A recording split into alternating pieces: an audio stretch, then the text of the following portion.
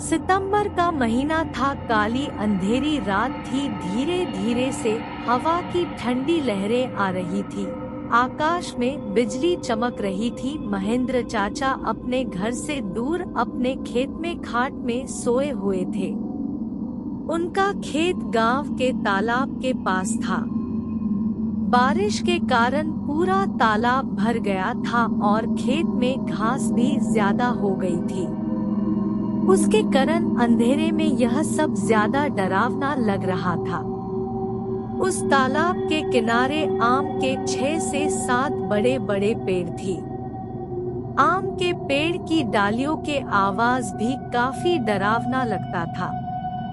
अचानक खेत में बंधी हुई भैंसों ने चिल्लाना शुरू कर दिया। महेंद्र चाचा को पता ही नहीं चल रहा थी कि आखिर यह भैंसें ऐसा क्यों कर रही है। उन्हें लगा कि शायद ठंडी के कारण यह भैंसें ऐसा कर रही होगी। इसीलिए महेंद्र चाचा के खेत में चिमनी जलाई। उस चिमनी के उजाले में महेंद्र चाचा की नजर उनके खाट पे पड़ी। उन्होंने देखा कि एक स्त्री उनकी खाट पे बैठी है। यह देखकर उनका शरीर डर के मारे कांपने लगा। उसी वक्त आकाश में बिजली का तेज झटका हुआ। वैसे तो महेंद्र चाचा बहादुर थे, लेकिन आज उन्हें भी थोड़ा डर लग रहा था। उसी वक्त काका ने आग में सूखी घास डाली और आग को ज्यादा बढ़ाया। इसकी वजह से वो औरत ठीक से दिखाई दे रही थी।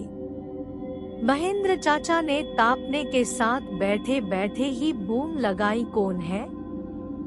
पर सामने से कोई प्रतिक्रिया नहीं मिली। इसीलिए काका अचंभित रह गए। उनकी समझ में कुछ नहीं आया। काका खड़े हो गए। इसीलिए महेंद्र काका ने सोचा कि अब डरने से कुछ नहीं होगा, मुझे हिम्मत से काम लेना पड़ेगा, क्योंकि जो डर गया वो समझो मर गया। चाचा ने एक बड़ी लकड़ी हाथ में ले ली और बोले, कौन हो तुम? तुम्हें क्या लगता है कि मैं तुमसे डर गया हूँ? लेकिन सच तो यही था कि चाचा अंदर से पूरी तरह से डर के मरे कांपने लगे थे। चाचा का यह गुस्से वाला रूप देखकर वो स्त्री खड़ी हो गई और जोर से बोली, क्या तुम मुझसे नहीं डरते? चाचा ने हिम्मत की और बोले, यहाँ से चली जाओ वरना यह लाठी से मार मार के तेरा सिर फोड़ दूंगा।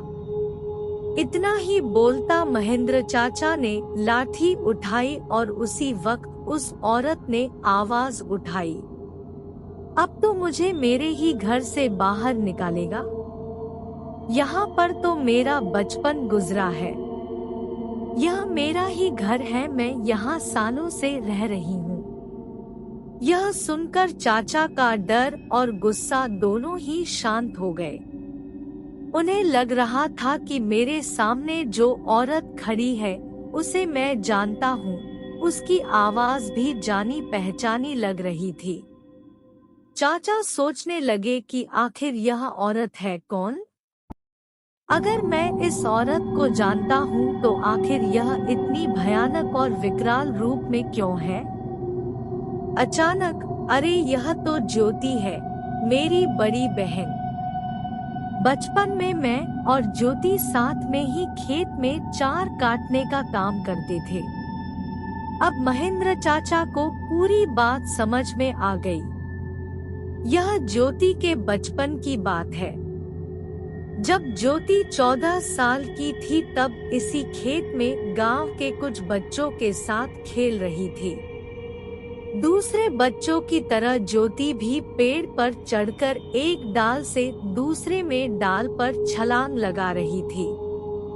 अचानक ज्योति जिस डाल पर बैठी थी वह डाल टूट गई और ज्योति मुंह के बल नीचे गिर गई। यह देखकर सारे बच्चे डर के मारे चिल्लाने लगे।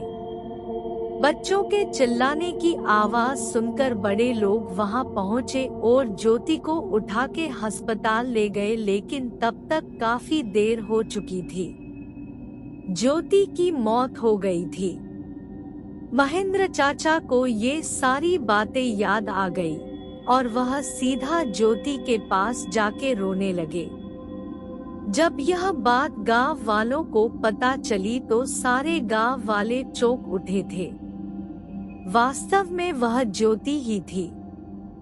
गांव के एक बड़े बुजुर्ग ने कहा कि जब ज्योति मौत हुई थी तब वो एक बच्ची थी, इसीलिए उसे बालक समझ के उसे दफनाया गया था। लेकिन वास्तव में उसका अंतिम संस्कार करने की जरूरत थी, इसीलिए ज्योति की आत्मा आज तक भटक रही है। महेंद्र चाचा ने तुरंत ही ज्योति को जहां दफनाया गया था वहां से उसे निकाला। किसकी भी हिम्मत नहीं हो रही थी कि कोई उसके पास भी जा सके। उसी वक्त ज्योति की आत्मा ने गांव वालों के सामने आके कहा कि हाँ, आपकी बात सही है, मैं मर चुकी हूँ। आप लोगों को मुझसे डरने की जरूरत नहीं है। मैं अभी भी इसी गांव की बेटी हूँ, लेकिन मैं आज दिन तक भटक रही हूँ, मुझे मुक्ति दीजिए। बाद में महेंद्र चाचा ने ज्योति के शव का अग्नि संस्कार किया और उसकी आत्मा को शांति दिलाई। आप लोगों को यह कहानी कैसी लगी? कृपया कमेंट करके जरूर बताएं।